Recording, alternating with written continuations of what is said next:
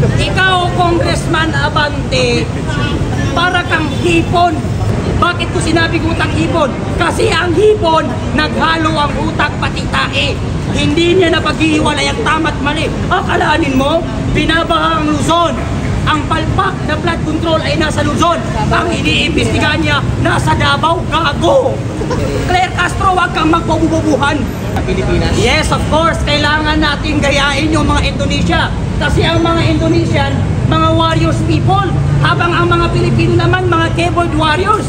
Gayahin natin ang Indonesia. Ang Indonesia, pinabagsak nila ang gobyernong mga korupsyon. Pabagsakin na rin natin ang gobyerno dito sa ating mga korupsyon. Sunugin natin ang bahay ng mga congressman na yan.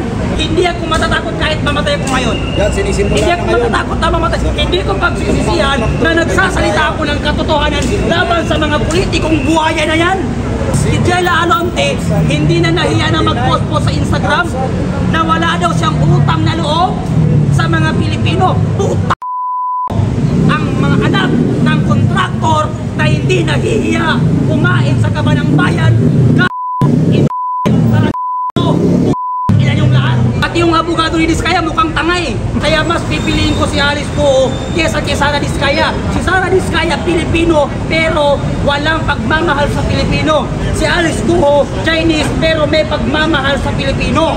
Saan ang House of Representatives na tinatagtad si VP Sara sa 1.5 million lang na pera at si Duterte na ipinakulong ninyo na pinakamagaling naging Pangulo natin ngayon? Ang House of Representatives at ang Senado, pati ang mga pulis, hinahamon namin kayo na hanapin ninyo ang mga politikong kumakain sa kaban ng bayan habang kami ay nalulunod sa kahirapan, habang kami ay natutulog sa kali, walang makain. Kayo naman ay nagpapakasasa sa kaban ng bayan na aming binabayad sa inyo. Hindi namin kayo binoto upang magnakaw sa kaban ng bayan at kainin ang aming mga pinaghirapang mga Pilipino.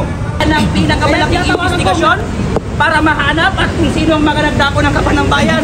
Claire Castro, wag kang magpabububuhan. Wag kang magpabububuhan. Ha? Kasi magkakasabwat kayo eh. Imbestigahan niyo muna ang sarili ninyo. Diba? Kaya hindi ako maniniwala na may patutunguhan ang administrasyon ito at ang investigasyon na ito. Wala patutunguhan ng investigasyon na yan. Kasi kung meron, hindi na dapat imbestigahan yan. Hindi na dapat imbestigahan. Nakalabas na sa bansay eh. Yung mga ibang congressman na nagpapakasat sa kaban ng bayan. Nakalabas na sa bansa. Pero anong masasabi niyo na balita po si Saldi ko nasa Las Vegas, na alam naman natin ang Las Vegas lugar po yan ng mga gambling capital po yan. Ano po masasabi niyo? At doon siya nandun siya ngayon sa Las Vegas. Ang masasabi ko kay Saldi kasi itong si Saldi ko, matagal lang ito panahon pa ni VP Sara itong si Saldi ko eh. Itong si Saldi ko kasi masyadong popular na sa corruption. Natural, andun siya sa mga lugar ng gambling kasi ang mga protector yan sila ng mga ganyang mga gawain. Oo. Sir, nakikita niyo po ba na posibleng maging Indonesia ang nangyayari ngayon sa Pilipinas? Yes, of course. Kailangan natin gayahin yung mga Indonesia. Kasi ang mga Indonesian, mga warriors people. Habang ang mga Pilipino naman, mga keyboard warriors. Kaya wag na tayo magpakatapang sa comment section. Sumama na kayo dito mamayang 5:30 sa subscribe. Gayahin natin ang Indonesia. Ang Indonesia, pinabagsak nila ang gobyernong mga korupsyon. Pabagsakin na rin natin ang gobyerno dito sa ating mga korupsyon. Ilang presidente nang dumaan. Ang Pilipinas, palit tayo ng palit ng presidente. Pahirap ng pahirap ang mga Pilipino. Sino pa ba ang hihintay nating presidente na maupo? Sino pa ba ang mamumuno sa atin na hindi korupsyon? Kaya napang maaga pa, lumabas na kayo dyan at gayahin natin ang Indonesia. Pabagsakin natin ang gobyernong ito na puno ng korupsyon. Tama, mas malala. Oo, mas maganda yan. Sunugin natin ang bahay ng mga congressman na yan. Gaya ng ginawa ng mga Indonesia. Hindi ako matatakot kahit mamatay ko ngayon. Yan, sinisimula Hindi ako matatakot na mamatay. Hindi ko pagsisisihan na nagsasalita ako ng katotohanan laban sa mga politikong buhaya na yan. Kasi kung walang magsasalita, walang mangyayari sa ating bansa. Kaya magtulungan na lang tayo para mapatalsik ang mga buhaya na yan sa gobyerno natin. Akalanin mo, merong mga tao na tutulog na hindi nakakakain. Meron palang mga anak ng kontraktor na kumakain na nagkakalaga ng 759,000. Isang kainan lang. Hindi na sila nahiya. Tapos si Jella, Si Jella Alonte, hindi na nahiya na mag-post po sa Instagram na wala daw siyang utang na loob sa mga Pilipino. Buo ang mga anak ng kontraktor na hindi nahihiya kumain sa kabanang bayan. Dapat sa inyo, minumura kayo. Kaya uulitin ko sa mga anak ng kontraktor at sa mga kontraktor at politiko ng mga buhaya, yan ang dapat sa inyo. Wala kayong karapatang kainin ng kabanang bayan. Oo, may korupsyon. Dapat kumurap ka kasi hindi ka mabubuhay. Pero ang pinagkaiba nyo sa ibang politiko, nangungurap pero may nagagawa. Kayo puro kurap, walang nagagawa. Kaya lumabas na kayo, gayahin natin ang Indonesia. Oo, hindi tayo dapat matakot sa kanila. Hindi tayo dapat matakot sa politiko na mga kurakot. Bakit? Hindi sila magiging congressman, hindi sila mauupo sa posisyon kung hindi dahil sa atin. Kinakailangan na tayo. Pag oras na ng butante, pag eleksyon, hinahanap ang mahihirap. Pag ako ang nanalo, ibibigay kong lahat ang gusto ninyo. Merong libreng medical, merong libreng bigas. Pero pag naupo ang mga after election, hindi nila tayo naaalala. Hindi nyo ba napapansin? Makso lang ang papasukan mo. Drug test, medical, lahat kailangan. Pero pag politiko, kahit walang natapos, kahit drug addict, tinatanggap nila. Kaya agree ako sa panukalang batas ni Senator Robin Hood Padilla na death penalty sa lahat ng mapapatunayan na kurakot at mga positive sa drug. Pero bakit hindi nila inaaproban? Bakit hindi inaaproban ng administrasyon ngayon? Kasi alam natin na Pangulo mismo natin, drug addict. Addict. Sir, ano masasabi niyo dun sa pag-iusap ng mga magulang tulad ng Claudine po na huwag silang isama na ihanya sa social media dahil hindi raw kasali yung kanilang anak sa issue tungkol po dito sa Claudine? Wow! Pahiya ka naman, Diskaya, Sara Diskaya. Pinakain mong anak mo galing sa nako tapos hindi isama-sama. Pati yung abogado ni Diskaya mukhang tanga eh. Lawyer ka pa naman, hindi ka marunong. Tanga ka ba? Huwag daw isali ang mga anak. Huwag daw isali ang Diskaya. Bakit Diskaya? Aba, ewan ko. Bakit ba Diskaya nang rakot? Tanga ka ba? Kaya hindi kasalanan ng tao, huwag mong sisihin ang mga tao na mga Sara Diskaya ang kanilang inaatake ngayon. Bakit? Habang may mga taong walang masakyan, habang may mga taong lumulusok sa baha, kahit kapi wala sila, natutulog silang walang kain, abay meron palang pamilya sa likod ng bandang yon na nagpapakasasa sa kabanang bayan.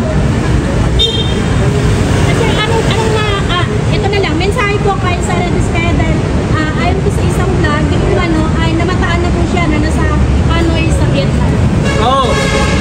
So ibig sabihin, guilty talaga siya. Ito ang mensahe ko sa'yo, Sara Diskaya. Kung hindi ka guilty, bakit kinakailangan mong lumabas pa ng ibang bansa? At hindi harapin ang mga kasong patong-patong na sinasampa ng mga tao sa'yo? Alam nyo, kung gugustuhin ng gobyerno na ikulong si Sara Diskaya, magagawa nila. Kasi nasa Vietnam lang eh. Eh si Alice Go, saan siya tatagpo nun?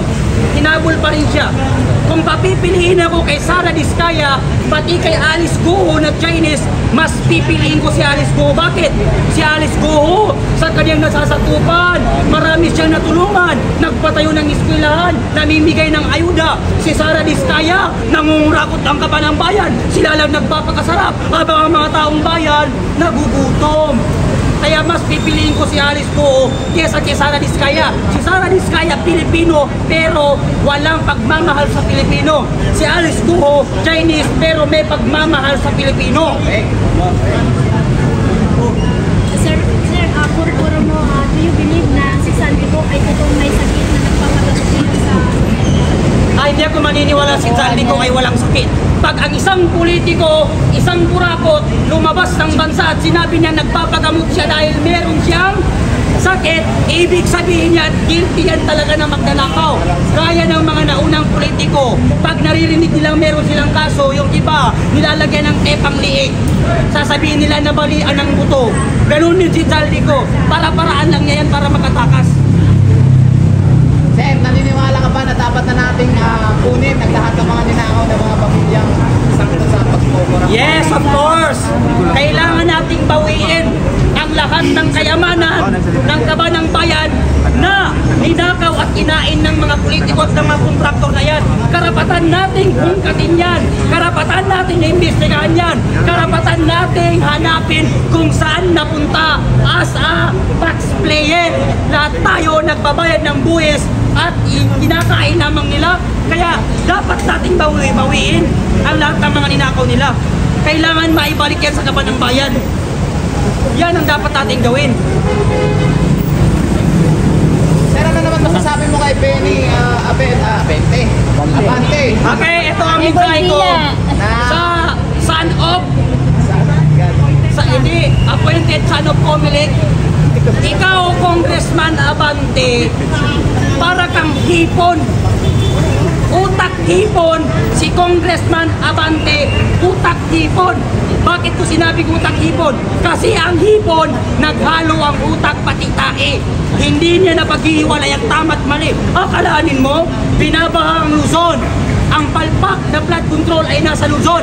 Ang iniimbestigahan niya, nasa Davao. Gago! Tanga! Akalanin mo ang palpak na flood control nasa Luzon? Ang palpak na budget, eto ngayong administrasyon ni BBM. Tapos, ang linubog ng baha, Luzon, ang iniimbestigahan, Davao. Tanga ka ba? Hindi ko alam kung paano nanalo yung appointed son ng Comelec na yan eh.